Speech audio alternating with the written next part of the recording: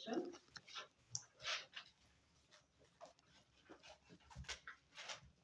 And we have already talked about the meaning of counseling. So here we have to know, we have to agree there is already an existing problem. So I'm going to give you just the pointers because you all know that counseling is when you sit with a person and they are ready to confide in you. See there? So you can counsel somebody and end up doing more harm. Is it true? Yes. Or you can counsel somebody and offer zero help in the process.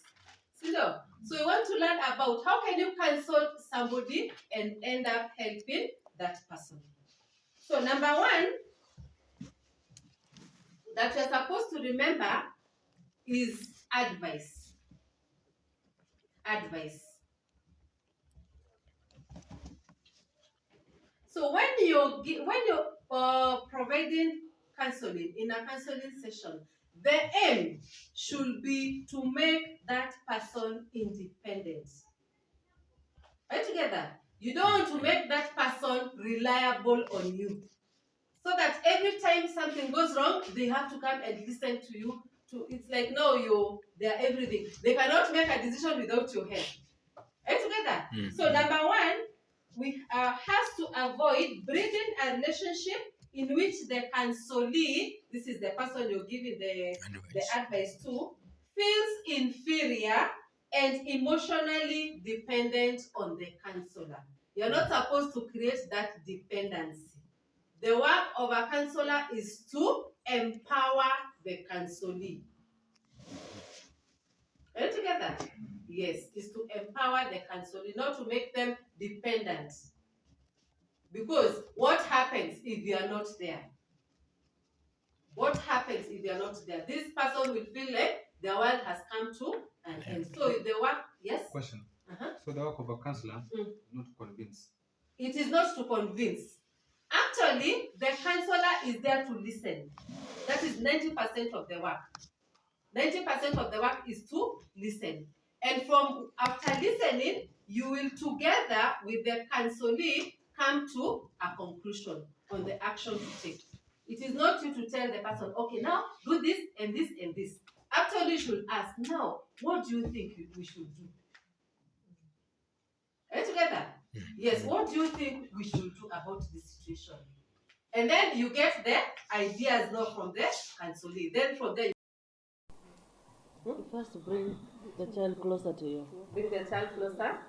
Have an eye-to-eye contact. So that when he or she is communicating to you, you get to, there are things that they can express to your faces, Yes. without speaking out.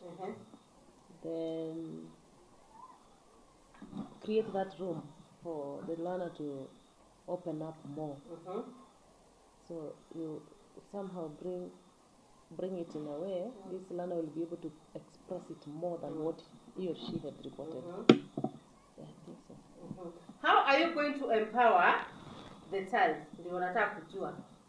Because you don't want the child to be dependent on you. Because the child has to move on with their life. Now you have to move on with your life.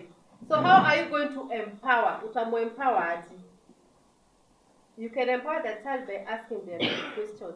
And now, is there anybody in your family whom you think you can trust? Unaelewa? Sasa anza kufikiria, by the way, is my auntie, that place I think is safe. Unaona sasa unamuempower decision making. If this situation is not safe, I can make a decision of going to a safer place. Tunaelewana? Are you together? Yes, sasa hapo unamuempower. Umwambi, hii ndio shida yako. I'll sort it out. Unaanza kumwempower, unampa idea. Haumwambi, and remember you're not victimizing. Ati ilikufanyikia. Si kwani una anti mwingine mwenye unaweza, you understand? Sasa kwani hakuna na neighbor au ungeambia hata neighbor yako, sasa hapo unammaliza kabisa. But sasa uko na polisi. You understand? Hapo sasa unammaliza. Polisi wanaogopa. Wanaogopa bunduki. And remember, abusers, they wamemaliza na psychology ya mtoto, si ndio? So hata labda anaweza mwambia ukinisema nitakuua. And they believe it 100%. Si ni kweli? Yes. So unamempower by Is there an auntie whom you think you can trust? Sasa hapo unampe ideas lakini haumuoneshi ukufikiria hivyo mbeleni. Sawa? Yes, that is what I mean by empowering. Such that tomorrow, if something else happens, hiyo idea sasa iko kwa akili. I can move out of this dangerous situation and look for a safer place.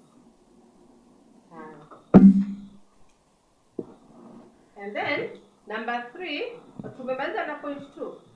Point 3, release of emotional tension.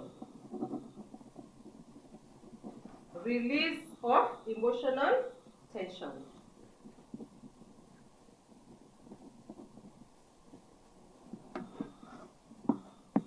Okay. So this is where you're giving the child the opportunity to release that tension. How do you do that? By listening. By listening. Be it a child, be it a grown-up. Actually, some of these counselors, all they do is provide a listening ears. You're the one who take the problem, and you're the same person who comes up with your solutions. But who utaona amefanya kitu kubwa because they just sat there listening. So let me read what I've written here about release of emotional tension. It provides learners with an opportunity to get emotional release from their pent-up frustrations and other personal issues. So when their tension is released, they provide learners with an opportunity to get emotional release from their pent-up frustrations,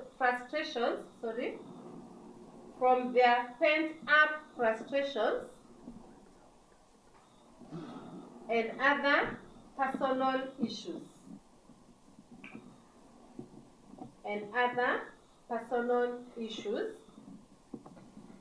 Hence becoming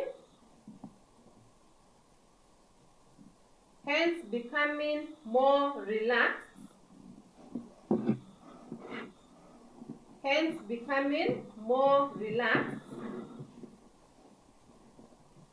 see things more clearly.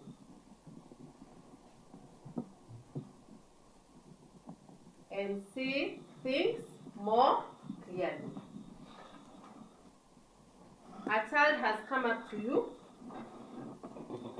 Maybe they fought. They fought. And some of them labda ametukanwa na mzazi. Sindio? Yes, maybe one child ametukana na mwingine na mzazi, and maybe even that parent is not alive. So mtoto akikuja kwako kukuambia what has happened, anatetemeka, hasira. Sindio? So what do? You listen. Mwache aongea, a release. Unaona hiyo tension? Akiongea akikuexplain, by the time they are done finishing, utapata ameanza ku relax. And then from there unaweza muuliza, alikutukana hivyo na ukafanya nini? Nikamgonga ngumi. Unaona aje? Is there anything you should have done instead of kumgonga? Unaona ungefanya kitu kingine? Are you together? Ama do you think vile ulimgonga, did you make the situation worse or better? Then from there utapata even now the child is more relaxed, akili yake sasa imeanza kufunction vizuri, and they can even be in a position to even apologize. Are you together? Yes, they can be even in a position to apologize. And then hapo utamalizia na advice unamwambia, next time maybe somebody directs you to that, usipigane, because unaweza pigana and ABC can happen. Just come to the teacher and report. Sasa umesuluhisha. Yes, instead of mmepigana, wewe umefanya nini? Nimekutukana. Leo ukafanya nini? Huyu nikamgonga ngumi. Kneel down. This, you see? Hapa hakuna kitu umesolve. Because hata wewe mwalimu umekasirika na umeresort to violence. Caning. So umemwona mtu akasirika anagonga mwingine. wewe umenikasirisha because umepigana, kujeni hapa, hata mimi mmenikasirisha, hata mimi wateni niwapige. So inakuwa unafunza the child anajua mtu akikukasirisha you beat, and the person who is mwenye ako na nguvu zaidi ndio anafaa sasa amalizie hiyo kesi na kupiga. So huyu mtoto hata akikuwa vipi baba akasirishwe na anything, the only thing they will think of is violence. And sometimes you cannot blame them kwa sababu that is all they know. Wanajua mtu kasirika ni ngumi, kesi baadaye, which will cost them. Si tumeona vitu zinafanyika huko nje? Yes, unagonga mtu ngumi unafungwa maisha for life. Yes, dawa. So at the end of the day tunajaribu kuwafunza there are other ways of dealing with situations as it attains, and difficult situations will come. They will not, tulizikuta na tutaziacha na wenye wako nyuma yetu watazikuta. How we deal is what matters. The other thing during a counseling lesson is listening skills. Listening skills. So this will help you. Maybe I'll just go very fast. We can, I don't know whether we can write later and we'll see the time. It will help you to understand the learner's problems as they see it. Do not offer premature suggestions. Listen first. Do not offer premature suggestions. Listen first. Maybe even if it is not the time, you don't have the space, you'd rather make an appointment with that child so that you make sure that umefanya nini, umesikiliza everything. Especially if a learner comes up to you. When a learner comes up to you with a problem, it means they believe that they are going to get a solution from you. So if they don't get a solution from you, they even become more helpless. So if you cannot offer size of, maybe it's in the middle of a lesson, afadhali you make an appointment which you will keep. Sometimes we forget. Mtoto amekuja kwako na shida, maybe a personal problem, unamwambia come and see me at break time. Now break time you may sahau, which is very normal. But the moment you remember, yes? Sorry for it's okay. Disengaging you. It's okay. There is this case whereby the learner who reports a case believes, because you tell us to have some listening skills and also give them time to release the emotional tension, the learner that has reported the case already believes solemnly that the only way to solve this problem is through caning the other one. And you do not cane the other learner. What is the best for this learner who believes the only way to solve this problem is through caning the other? It will depend. I think, before I give, I think it will depend. If the learner was wronged and came to you, then you have the right, even if it's not caning, you have the right to punish the one who has caused the problem. But if the learner was wronged and reacted, then both of them should get the punishment. Kama either punishment ama advice. Not all mistakes end up in punishment. So both of them need guidance. Kwa sababu huyu pia unataka kumfunza, you don't react so fast negatively to situations. Unataka pia kumfunza hivyo. Na pia unataka kumpe justice yake because ameraumiwa. So hapo you have to be very tactical vile una approach. Kama amekuja kureport na haja react, then obviously the other child needs a punishment. Because you react, kuja kufanya nini, ku ask for help from the person they trust. Lakini kama alireact, hata pia anataka guidance. I don't know if I've answered your question. So this punishment, this kind of punishment here is where I am. the issue you have to choose for yourself. Either you carry or you advise. The other one does not get satisfied with any other services apart from. The Because he thing reports is, for this one. unajua, you know what the problem comes in? Atakuwa mkubwa, si ndio? This child is growing. Ajampiga because ana believe he is not in a position to kill that child. Na kikuwa mkubwa, akwe sasa in a position to physically defend himself. Hapo itakuwa aje? That is when you have people who are very violent. Mtu anafanya kama kosa kidogo, ana before hata anini ni slap kwanza. Alafu and then you find them wanasema mimi sikuwa nataka kukupiga, ni wewe ndio umeniprovoke. So unaelewa? Which means huyu mtu na ni mtu mzima hajui any other type of reaction. Yeye anajua mimi niko hivi, you provoke me mpaka hapa. I just hit you. Sasa yes, and that is I think what we want to, because tumeongea about hizo na tukasema vitu kama hizo especially on your partner does it result to things like chronic stress. Because if it is a male and a female situation, si male ako physically fit, na the female si sasa ndio drive to this. There are also women who are physical. Exactly. Alafu sasa the male will be driven to this. Kesi ya mwalimu, watoto wawili, mmoja ameprovoke mwingine akapigana au akapigwa. Ndio tuwaita watu wawili muulize nimpige viboko vitatu alafu aseme nimemsamehe. That is Aseme nimpige viboko ngapi? Unataka hivi kulipishie kwa sababu wewe una nguvu. Nimpige viboko ngapi? Msamehe. Utakuma advice. You give him the choice. To either punish the other one, but how many strokes? It's up to him. He said no, forgive him. I've forgiven him. Okay, sawa, that is okay. Sasa yeye alireact. Hakureact, alipigwa tu, yaani aliona kama amedhulumiwa. Alipigwa tu, yeye hakureact, anakuja kujitetea kwa mwalimu. So okay, nisaidie. Acha nisaidie mwalimu kidogo. Now, in such matters, teachers are supposed to create consistency. Na mtakuja kuchunguza kwamba consistency, people of all ages will react positively to a consistent approach to discipline.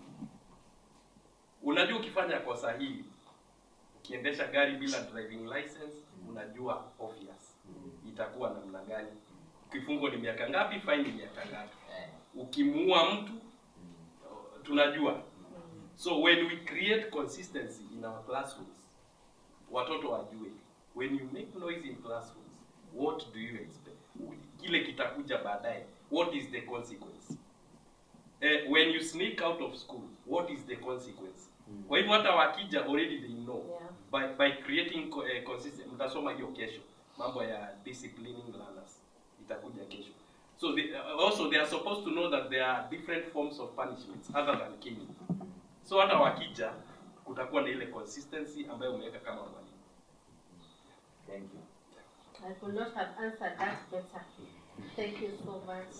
So I don't know, I think time yangu ndio imeisha. I have a question. Yes. Next one, please. Yes? Okay, there are these situations where you find that you have a learner in a class, and I believe most of the classes have this type of learners, whereby these learners, they are reserved. These learners, it's so difficult for them to come up to the teacher and explain a certain problem that they are undergoing, in which, in real sense, there is something. You as a teacher, you can see there is something that is disturbing this learner, but this person is not ready to speak out. How do you handle that one? Okay, let me try. So, as teachers, we are also supposed to know our limits, because we are not professional counselors. Na ndio tumesema here, we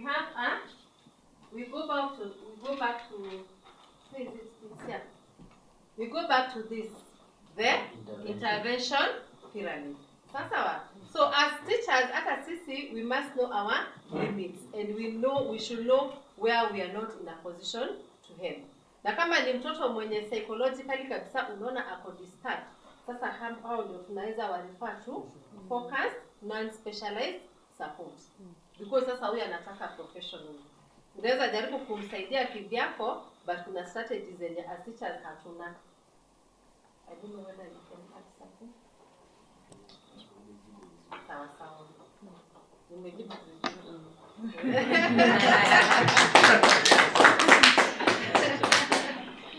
Okay, so thank you so much. I hope I've shared a bit of what we were trained, and I appreciate your participation and everything.